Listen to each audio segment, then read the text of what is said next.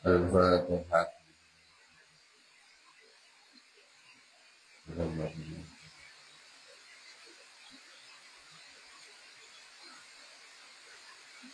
Bismillahirrahmanirrahim. Ya ibadi, kawula ingsun. Ya ibadi, kawula ingsun. Wahai hambaku, kullukum sekabehane sira kabeh. Wahai seluruh hambaku.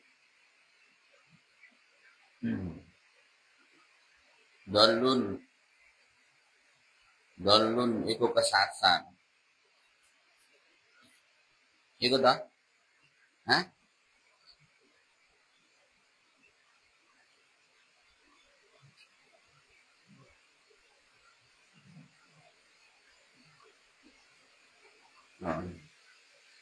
Ya ibadihi kawula ingsun. Masya Allah. Kullukum ya sakabehane ingsun. Wahai hambaku semuanya. Jai'un wong kang lesu. Jai'un wong kang lesu, orang yang lesu maksudnya orang yang lapar. Manutai sapane wong at'amtuhu kang paring mangan sapa ingsun ing man. At'amtuhu kang paring mangan sapa ingsun ing man, yang aku memberikan makan. Fastat'imuni mongko nyuwuna sira kabeh ing ingsun.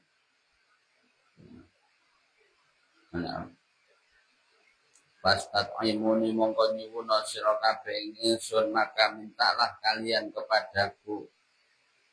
Ut'imkum mongko paring mangan ingsun ing sira kabeh. Ut'imkum mongko paring mangan ingsun ing sira kabeh. Maka aku akan memberikan makan kalian semua. Ya. Wahai hamba-hambaku atau seluruh hambaku, kalian semua itu dalam keadaan yang lapar.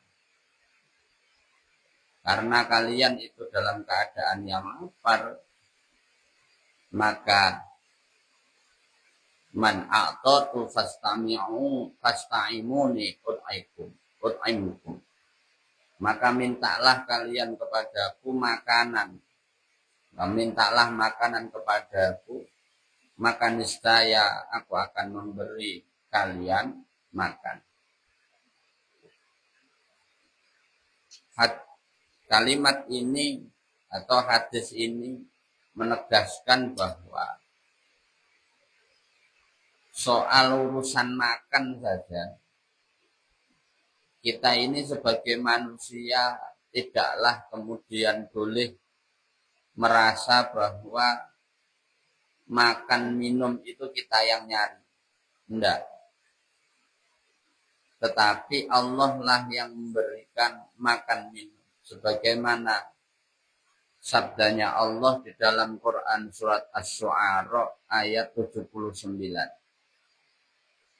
Kalau kalian perhatikan di Asy-Syu'ara ayat 78, 79, terutama di ayat 79-nya, itu betapa jelasnya di situ bahwa Allah lah yang memberikan makan dan minum setiap makhluknya.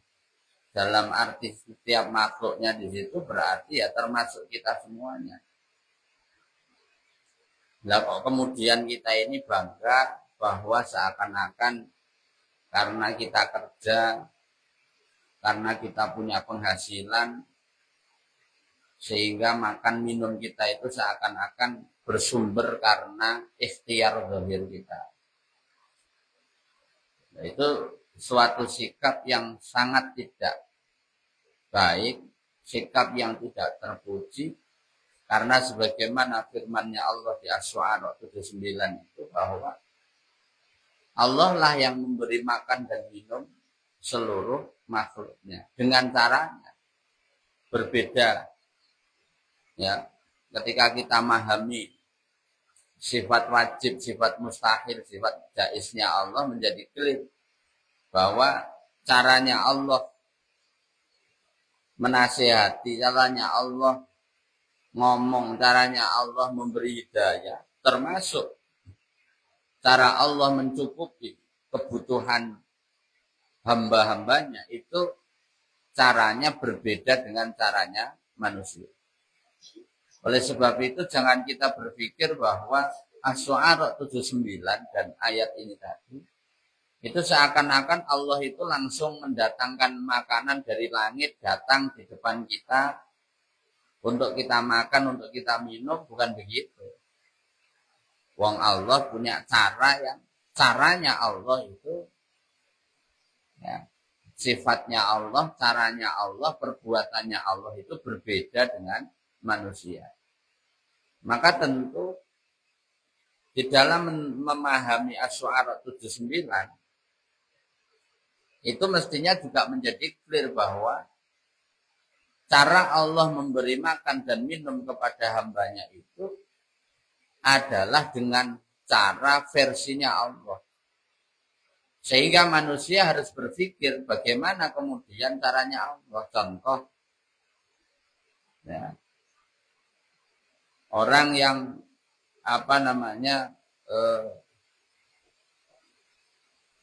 kelaparan tiba-tiba dapat sedekah dari orang lain. Nah itu kan caranya Allah. Orang yang sedang butuh duit banget buat beli makan, minum, ya, yang tadinya cari kerjaan, tadinya jualan, enggak bisa maksimal, tiba-tiba kemudian Allah takdirkan jualannya laku. Ya, Allah takdirkan dia mendapatkan penghasilan untuk bisa makan, minum. Itulah caranya Allah. Sekali lagi, caranya Allah berbeda dengan caranya manusia. Maka di dalam memahami ayat itu, kita harus berpikir bagaimana kemudian cara Allah untuk memberikan kecukupan. Nah, oleh sebab itu, misalkan kok kemudian Allah itu memberikan kita rezeki yang lebih, kemudian kita bisa sedekah makanan ke siapapun orangnya, maka juga tidak layak kemudian kita ini merasa berbangga hati bahwa kita bisa memberi makan orang lain. Karena hakikatnya yang memberi makan itu tetap Allah. Kita ngadakan genduren misalnya, atau ngadakan acara lah, makanannya sisa. Kemudian hati kita tergerak untuk memberikan makanan itu kepada tetangga, kepada panti-panti asuhan, kepada para pemulung, tukang becak, dan seterusnya misalnya. Siapa yang menggerakkan hati kita? Allah. Artinya ketika misalnya ada orang bikin acara, makanannya sisa sehingga harus dibagi-bagikan, yaitu mungkin salah satu caranya Allah, ya, karena Allah ya, melihat ada hamba-hamba yang lain yang saat itu butuh pertolongan, sehingga di sisi lain ada orang yang hajatan, Allah takdirkan sisa makanannya sisa, kemudian dibagikan kepada orang lain. Nah itulah cara-cara Allah. Jadi misalnya kita bisa bersedekah ngasih makan orang lain, ya jangan kita itu sombong merasa itu harta kita. Cukup kita merasa bahwa ini rezeki dari Allah, saya itu hanya perantara. Ya. Jangan sok-sokan merasa kita bisa menghidupi orang lain, bisa ngasih makan anak yatim, bisa ngasih makan ini. Enggak, kita hanyalah perantara. Semua tadi karena takdirnya Allah. Tadi malam saya sampaikan ke santri mohon bahwa manusia itu hanya punya kuasa mengatur nafsunya, mengolah nafsunya dan pikirannya. Selebihnya itu kuasanya Allah. Jadi aja sok ngatur yang di luar pengaturannya Allah. Kalau yang sudah diatur Allah ya sudah. Ya, kita makan tiba-tiba ada orang datang, makanan yang kita makan kita nggak suka, akhirnya kita kasihkan orang itu. Itu semua yang ngatur sudah Allah, bukan kita. Nah, itulah bagian-bagian dari caranya Allah, dan tentu masih ada cara-cara lain yang perlu untuk kita pelajari dan kita paham. Yang jelas bahwa yakinlah bahwa sebagaimana Asy-Syu'ara 79 dan ayat ini, ketika manusia itu mau berserah diri kepada Allah, urusan makan minum pertama. Kemudian yang kedua, makna makan dan minum di situ adalah sifatnya kebutuhan dasar atau kebutuhan pokok. Itu pasti Allah cukupi dengan caranya. Jadi jangan merisaukan kebutuhan dasar, khususnya makan minum dan kebutuhan dasar lain. Karena itu sudah masuk dalam jaminan Allah, dan itu sudah ditentukan sejak di alam Lauhul Mahfuz dulu, sebelum ruh kita ditiupkan ke dalam janin kita di kandungan ibu kita, di mana rezeki kita sudah ditentukan, jodoh, maut kita, takdir baik buruk kita sudah ditentukan, dan rezeki tadi berarti termasuk kebutuhan dasar itu. Ya, maka jangan pernah risau apa meneh santri terus keluar kalimat, ya kalau saya nggak kerja makan apa. Jangan sampai kalimat itu keluar dari mulutnya seorang santri. Karena ada kekufuran yang terjadi di situ. Ada sikap kesombongan, sikap keangkuhan, kufur atas nikmatnya Allah ketika ada seorang santri yang mengatakan, kalau saya nggak kerja, mau makan apa? Kalau nggak kerja, bagaimana kebutuhan saya cukup? Nggak boleh kalimat itu keluar dari mulutnya orang yang beriman, orang yang bertakwa. Yes. Ya ibadihi piro-piro kawula ingsun, wahai hamba-hambaku, kulukum utai sekabehane sira kabeh.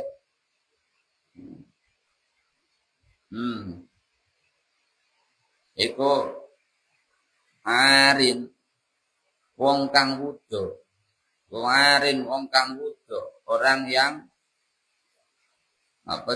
telanjang. Ilaman kejaba wong, ilaman kasautu kejaba wong kang mangan ilaman kasautu kejaba, ilaman kejaba wong kasautu kang menganggoni ingsun ing man, kecuali orang yang aku berikan pakaian. Fastaksuni mongko nyuwuna pakaian sira kabeh ing ingsun. Fastaksuni mongko nyuwuna pakaian sira kabeh ingsun, maka mintalah kalian pakaian kepadaku. Aksukum mongko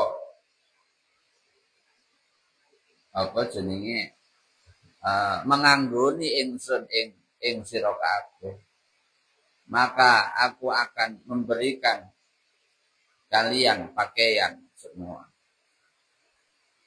Wahai hamba-hambaku semuanya, kalian itu semuanya adalah arif, kalian semua itu telanjang. Illa man kasautuhu, kecuali adalah orang-orang yang aku beri pakaian. Fastaksuni aksukum, maka mintalah kalian pakaian, aku akan berikan pakaian kepada. Yes. Kalau tadi adalah makanan, minuman itu yang ngasih Allah, sekarang di ayat ini dijelaskan bahwa kita semua itu hakikatnya adalah telanjang. Pakaian kita yang ngasih Allah, maka mintalah pakaian kepada Allah. Berkaitan dengan itu, coba bukalah Quran surat Al-A'raf ayat 26. Di mana di Al-A'raf ayat 26 di situ ya Allah mengatakan ya bani Adama qad anzalna alaikum, wahai bani Adam atau anak cucu Adam, sesungguhnya aku menurunkan kepada libasu yuwari sawatikum warisan. Apa? Libas itu pakaian. Libasan pakaian. Yuwari sawatikum warisan. Untuk menutupi auratmu dan bulu. Maksudnya ya bulu itu bulu-bulu kita ini atau pakaian. Walibasut taqwa dzalika khair. Lanjutnya ayat. Walibasut taqwa dzalika khair. Tetapi ingatlah, sebaik-baik pakaian bagi kalian semua adalah pakaian takwa. Dzalika min ayatin 'allakum yadhakkarun. Demikian itulah yang merupakan sebagian daripada tanda-tanda kekuasaan Allah yang mereka ingat. Artinya, ketika kita memahami bahwa ya ibadi kullukum arin, wahai hambaku semua, sesungguhnya kalian dalam keadaan telanjang. Ya. Illa man kausatahu fastak suni aksud. Maka mintalah kalian pakaian, dan kalian yang memberi pakaian itu aku, maka mintalah pakaian akan aku beri.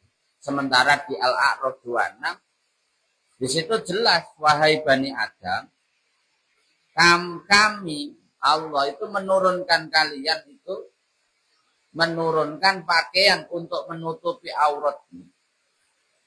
Nah, ini menjadi penting di mana ketika kita berpikir bagaimana keadaan Nabiullah Adam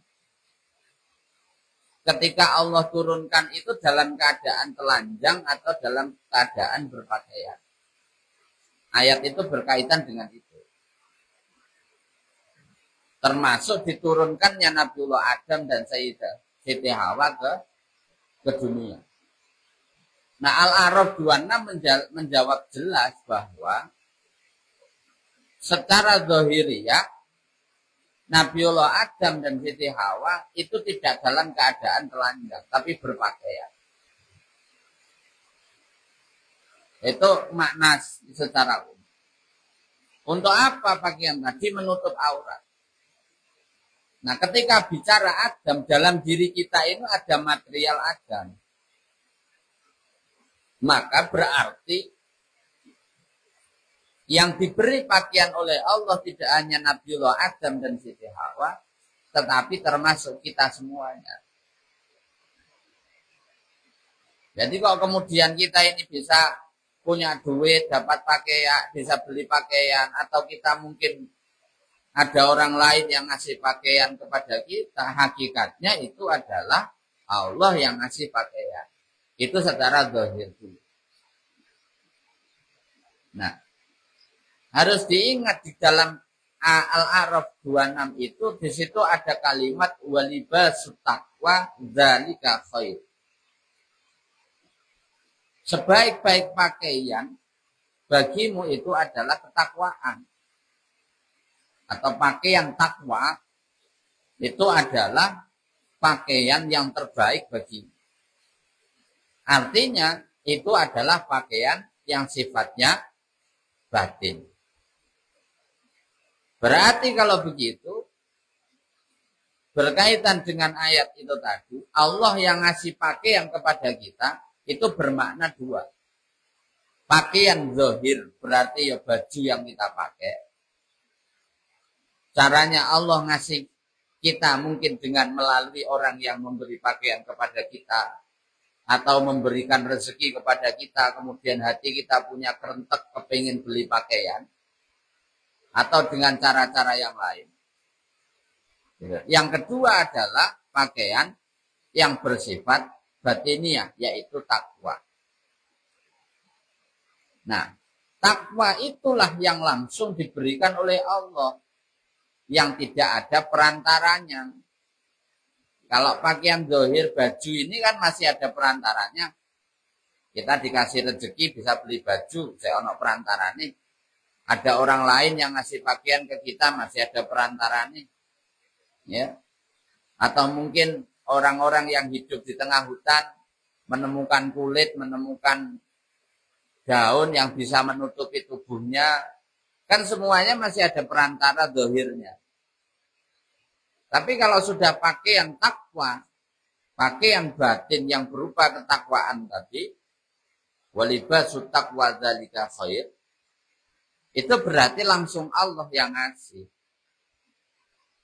Nah, oleh sebab itu fastaksu ne'aksukum, mintalah kalian pakaian itu kepadaku, aku akan beri.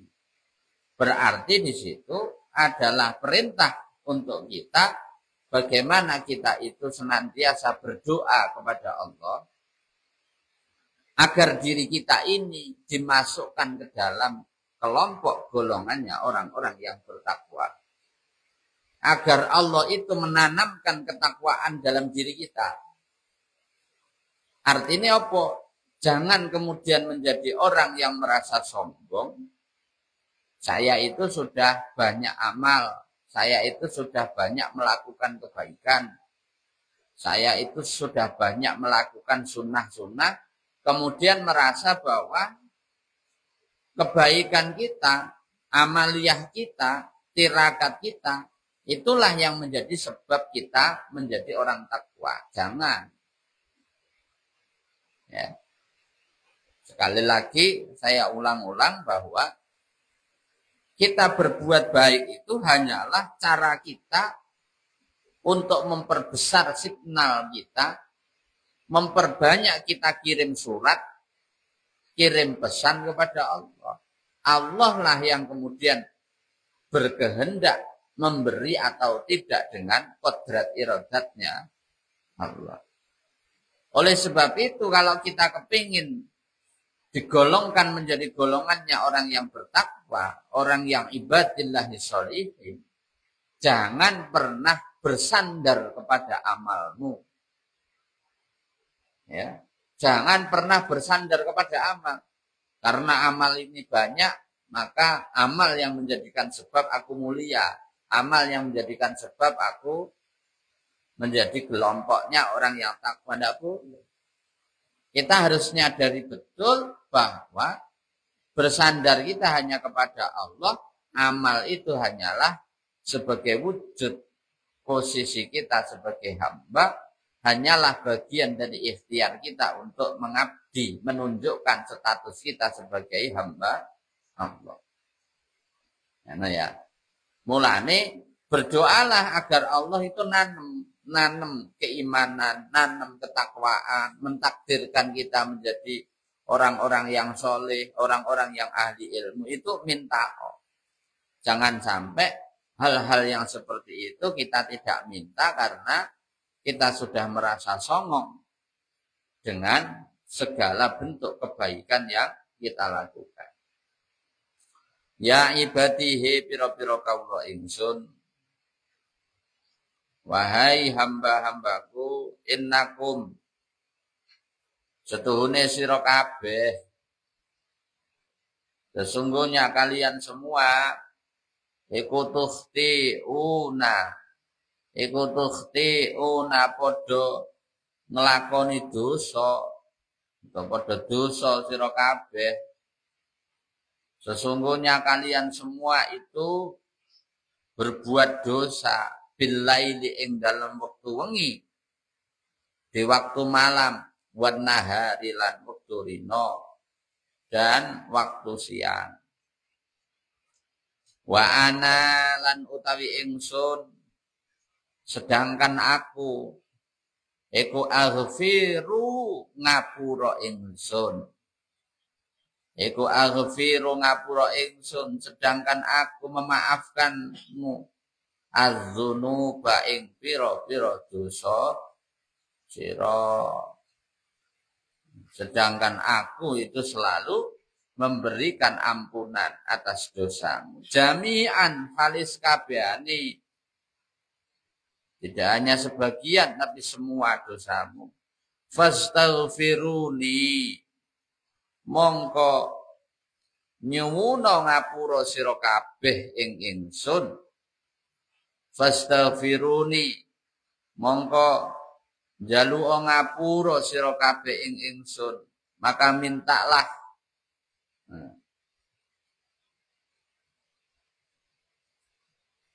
Kalian aghfir mongko ngapura ingsun lakum ing sira kabeh. Aghfir mongko ngapura ingsun, maka aku akan mengampuni lakum maring sira kabeh kepada kalian semua. Ya. Sesungguhnya wahai para hamba-hambaku semuanya, sesungguhnya kalian itu adalah berbuat dosa di waktu malam dan siangmu. Sedangkan aku, kata Allah, aku ini adalah zat yang maha memberi ampunan, yang mengampuni. Oleh sebab itu, mintalah ampunan kalian kepadaku, niscaya aku akan memberikan ampunan itu kepadamu. Nah ini ora dijelasno, saya yakin kita sudah nyadari. Ya. Yang harus ditekankan adalah, misalnya kita ini sudah merasa jadi orang baik, terus merasa lingkungan kita di pondok pesantren yang lingkungan positif, waktunya sholat kita sholat, waktunya ngaji kita ngaji, dan seterusnya. Sehingga kita merasa sudah tidak melakukan dosa atau tidak banyak melakukan dosa. Nah, maka saat itu terjadi, cobalah bermuhasabah diri, introspeksi diri. Kalau kemudian kita tidak melakukan dalam bentuk perbuatan nyata, kira-kira hari ini, termasuk perintah itu, sebelum tidur hendaklah kemudian kita ini membaca istighfar. Kita mintakan ampunan, kita minta ampun kepada Allah atas dosa-dosa kita dan atas dosanya orang-orang yang kita rugikan, termasuk dosanya orang-orang yang mendolimi kita. Kan begitu. Sebelum tidur minta ampun kepada Allah, istighfar kepada Allah, minta maaf, minta ampunan atas dosa kita, dosanya orang-orang yang kita rugikan, dan dosanya orang-orang yang berbuat zalim pada kita. Nah, untuk menyadari itu, termasuk perintah sebelum tidur, hendaklah kita itu istighfar tadi, merenungkan diri hari ini itu, dari bangun tidur sampai tidur lagi, saya sudah berbuat dosa apa ya? Itu hendaklah menjadi renungan setiap orang sebelum dia berangkat tidur. Karena tidur itu adalah wujud daripada kematian sughra, mati yang kecil. Ketika seseorang membiasakan dirinya sebelum tidur dia bermuhasabah diri, memikirkan dari pagi bangun tidur sampai malam tidur lagi tadi, mataku sudah melakukan dosa apa ya? Telingaku sudah melakukan dosa apa? Perasaanku, hatiku sudah melakukan dosa apa? Merendahkan siapa? Menghibah siapa? Mencaci maki siapa? Ya. Baru setelah batinnya, baru zahirnya. Tanganku tadi berbuat kasar pada siapa? Kakiku tadi melangkah untuk kemaksiatan apa saja. Baru ke sana. Nah, itulah yang sehendaknya dilakukan oleh setiap muslim saat dia menjelang tidur. Sehingga ketika dia mengucapkan istighfar, ketika dia minta ampun kepada Allah, sambil dibarengi dengan renungan-renungan diri, muhasabah diri, introspeksi diri, untuk menemukan dosa-dosa kecil yang kita buat di waktu malam maupun siang hari. Itu. Karena contoh misalnya saya yakin mayoritas kita nang pondok itu tidak melakukan dosa dengan tangan kita, dengan kaki kita. Artinya ya mungkin itu, tapi kan nggak begitu besar. Paling-paling tangan kita ngetik opo ning nggone internet, melihat yang memicu syahwat misalnya, itu baru. Ya. Tapi nek merugikan dalam bentuk ke orang lain yang langsung kan rasanya minim lah. Tapi misalnya saat kita melihat sesuatu, dicek diri kita. Saat kita ketemu orang yang baru kita kenal, pikiran kita itu positif apa negatif? Husnudzon apa suudzon? Merendahkan orang itu atau kagum terhadap orang itu?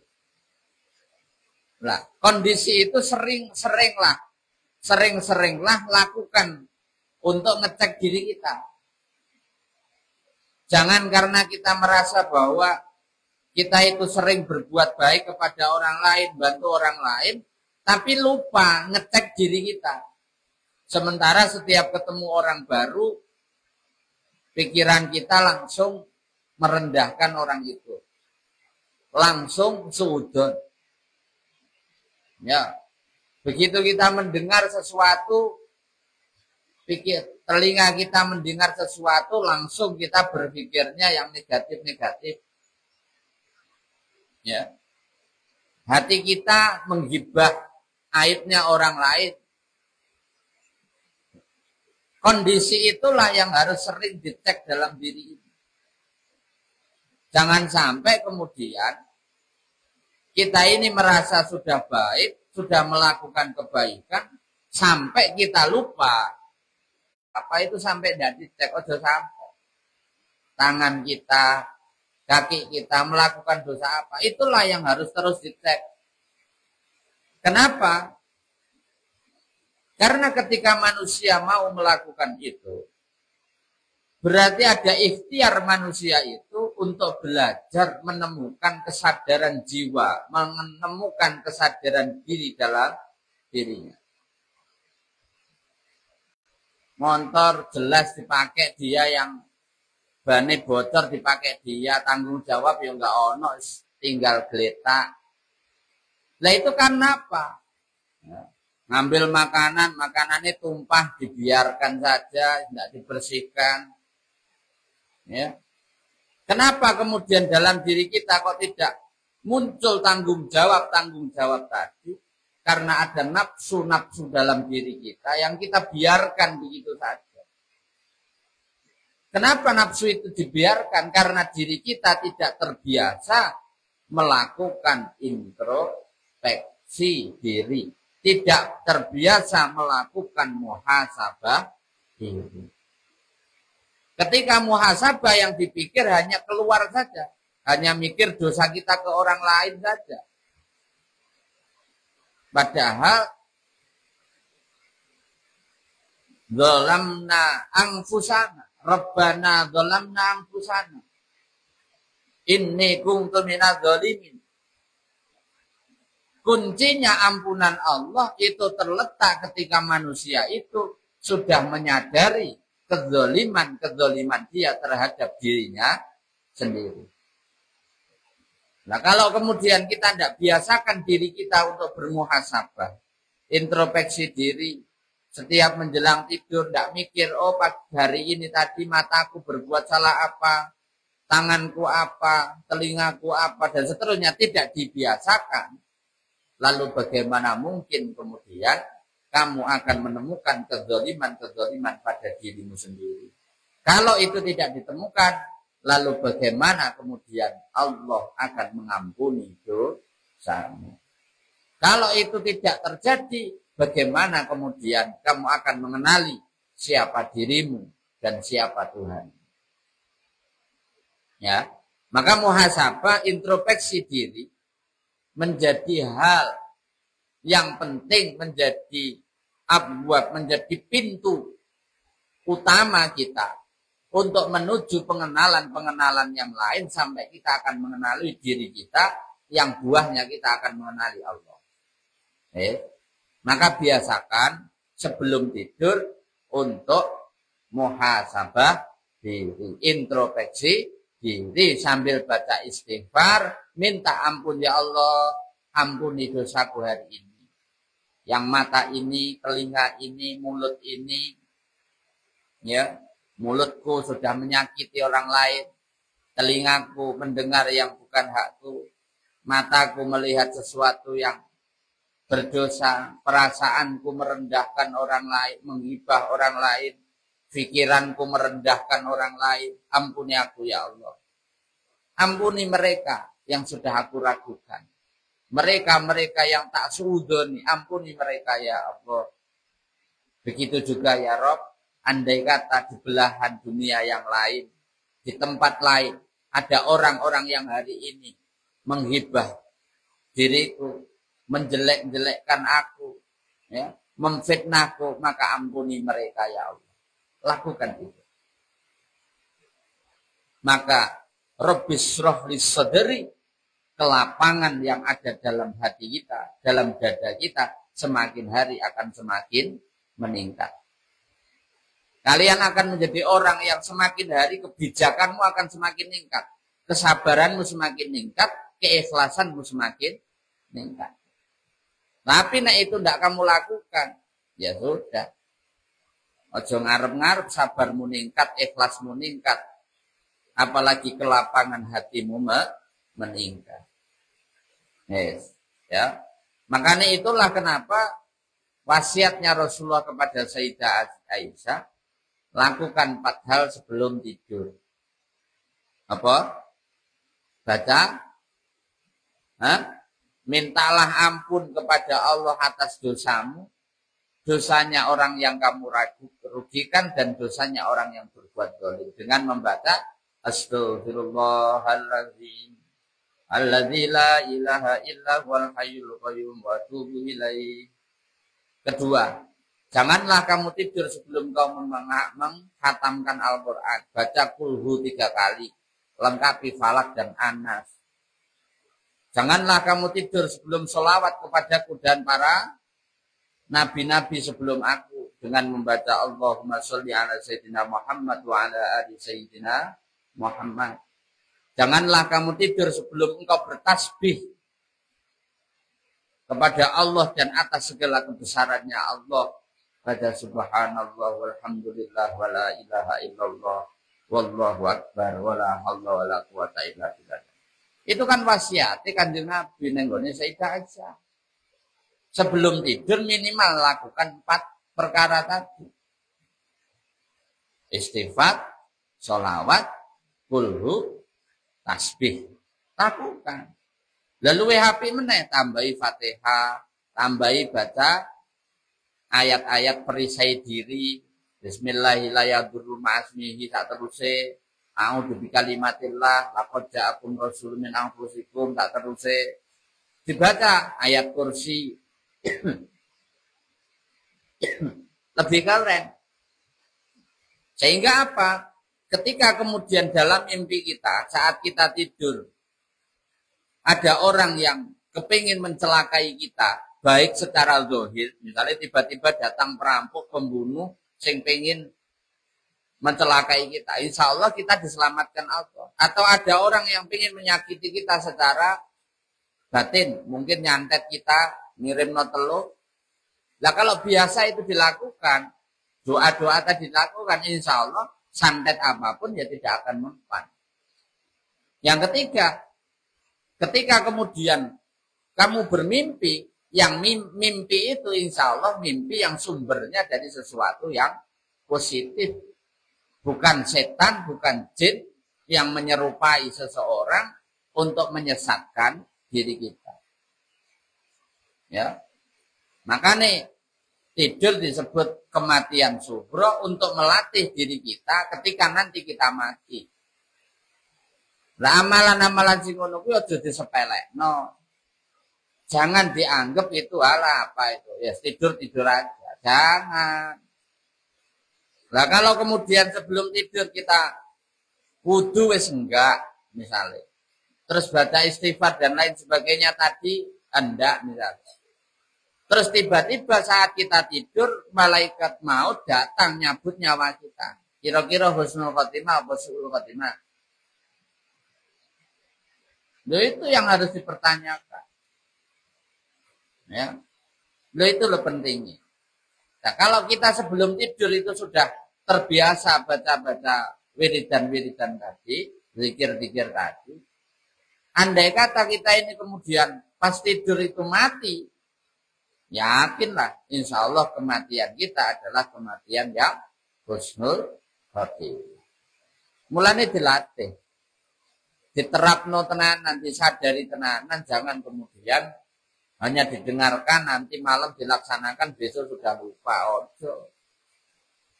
Ya, dilakoni. Kalau sudah habis zikir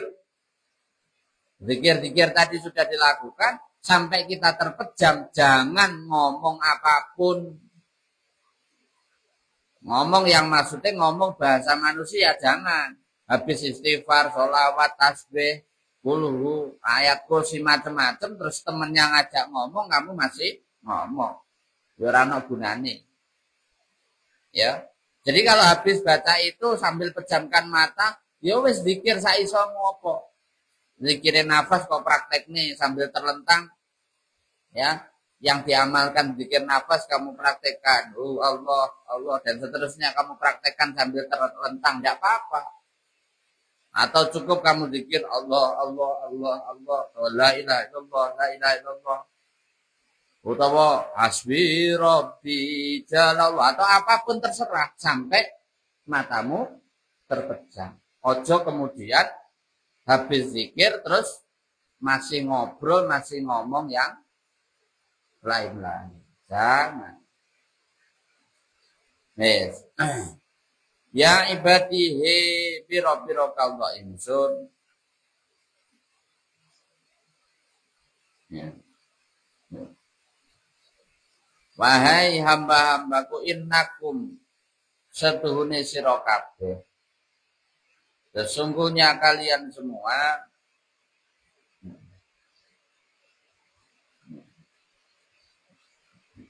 lantabluhu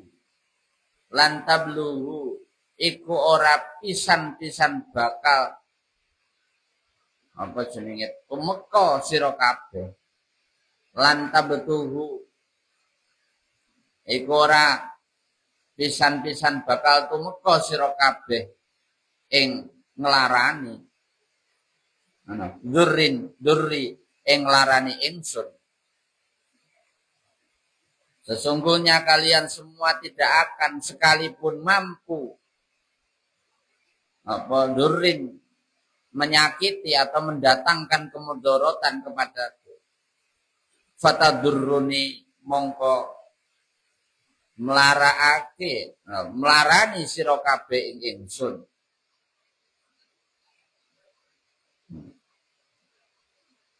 Walan tabluhu lan ora pisan-pisan bakal tumeka sira ing ingsun, dan kamu tidak akan mampu naf'i ing paring manfaat bahwa naf'i ing manfaati ingsun, dan tidak akan mampu memberi manfaat kepadaku. Fatang fa'uni mongko manfaat di sira kabeh ing ingsun. Maka memanfaati kalian kepadaku. Nah ini sudah berulang kali ayat ini kita bahas. Ya. Wahai hamba-hambaku, sesungguhnya kalian itu tidak akan mampu mendatangkan kemudorotan kepadaku. Dan kalian semuanya juga tidak akan mampu mendatangkan kemanfaatan kepadaku, kata Allah. Artinya apa? Beberapa kali Bapak jelasno, kedudukannya Allah, statusnya Allah, itu tidak akan pernah tergoyahkan, tidak akan pernah terpengaruh akibat perilaku hambanya. Itu maksudnya. Andai kata seluruh manusia dan makhluk di alam semesta ini tidak ada yang sujud kepada Allah, tidak akan mengurangi kehormatan, kemahabesaran, keagungan, dan kedidayaannya Allah.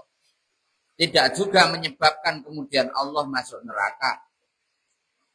Andai kata manusia dan seluruh makhluk di semesta ini sujud kepada Allah, juga akan tidak memberikan manfaat berupa semakin tingginya, semakin terhormatnya, semakin mulianya Allah, atau bahkan Allah dapat surga. Tidak ada pengaruh sama sekali.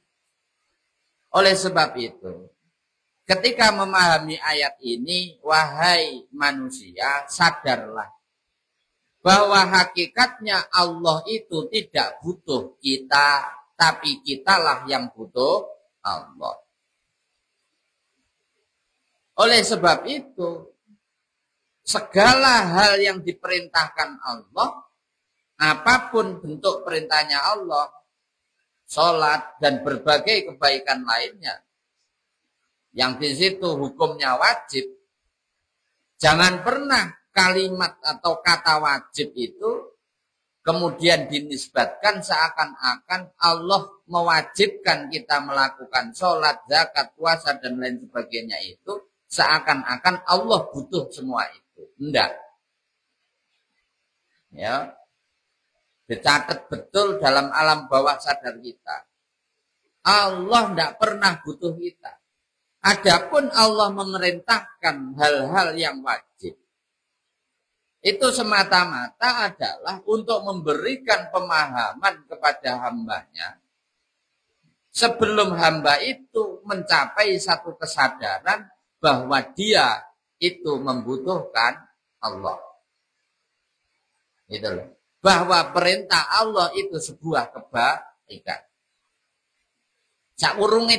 Saurunge menemukan kesadaran itu, maka harus diwajibkan dulu. Contoh, misalnya kayak Fadil, kayak Fatih.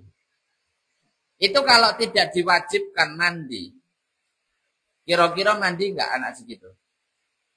Wong kadang-kadang wis disiapno air hangat mau diajak mandi saja nangis. Seakan-akan merasa itu adalah sesuatu yang buruk bagi dia. Ya tak? Itu anak kecil. Sehingga apa? Anak seusia itu harus dikasih tahu bahwa mandi itu manfaatnya ini, itu wajib biar kamu sehat, biar nggak batuk, biar nggak sakit, biar tidurnya pulas, macam-macam kan gitu kan. Sampai pada saatnya nanti dia nyadari bahwa urusan mandi itu adalah sesuatu yang wajib. Sehingga tanpa diperintah, tanpa disuruh, dia akan melakukan itu dengan istiqomah. Sebagaimana yang biasa kita lakukan, yang biasanya mandi pagi, sore, tanpa ada yang nyuruh kan kita lakukan kan. Tapi diawalinya apa? Diwajibkan.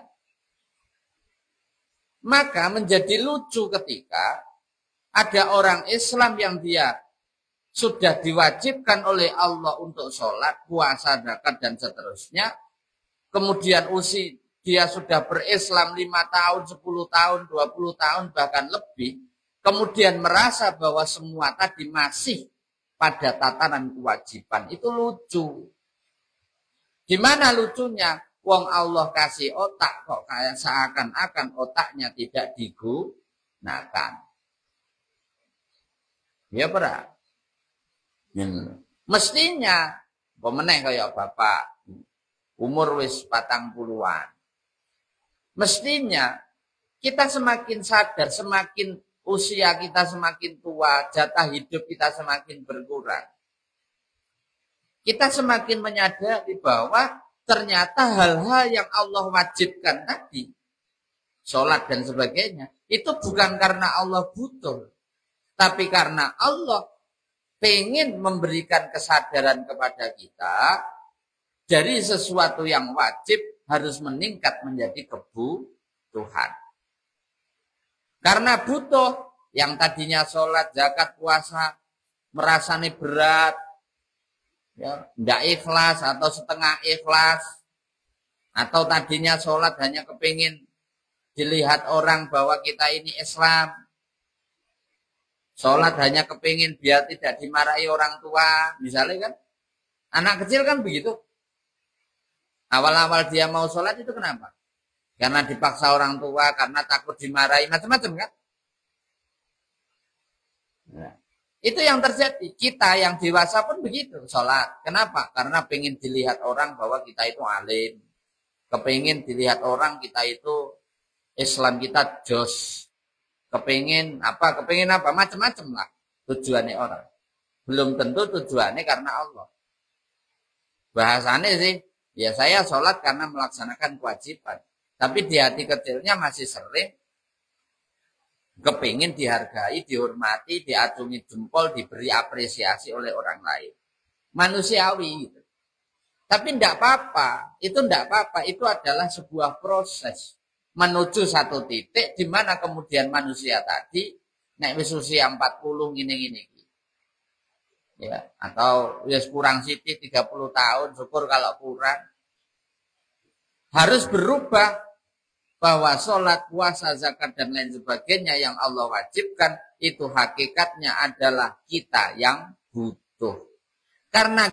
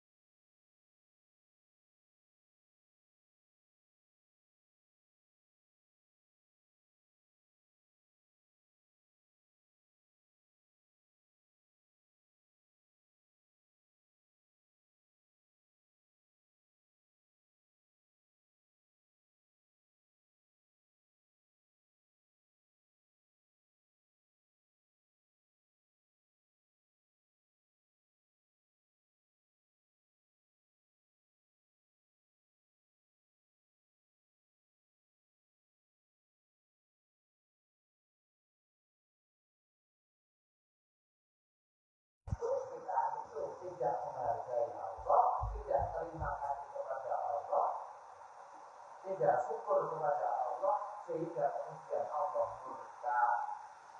Manusia, kamu itu sudah kasih makan, sudah tak kasih enak, tak kasih banyak nikmat, punya masalah tak urusi, lapar tak kasih rezeki, kamu butuh tak kasih ini, tak kasih itu, sekedar untuk membuktikan beribadah, membuktikan menyadari bahwa status sebagai hamba saja kok tidak kamu lakukan.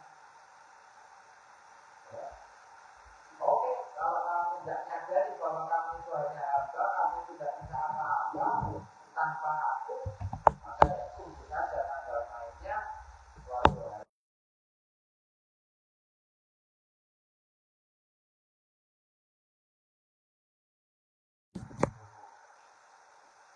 Ya, begitu yang akan terjadi. Jadi hukumannya Allah bukan karena kemudian hakikatnya bukan karena kita lalai dengan apa yang diwajibkan, tetapi karena kita tidak menghargai Allah, tidak menyadari menempatkan diri kita pada posisi kita sebagai seorang hamba. Sebelumnya kan sudah saya katakan, sholat kita, doa kita, semua tadi Allah tidak butuh karena Allah al-Hamid, Allah al-Ghafur. Tapi kita lah yang butuh untuk menunjukkan eksistensi kita, keberadaan kita sebagai hamba yang butuh Allah. Yang kedua adalah untuk menunjukkan kita ini melakukan ibadah sehingga Allah membayar ibadah kita dengan pahala dan kebaikan. Itu maksudnya ayat 5. Dikeliling Gusti Allah orang butuh awak diri, tapi kita lah yang butuh Allah. Tapi kan 50. Kerja akan kedua. Kalau orang kita ambil kita untuk memberikan sedikit ini seperti sangat berharga.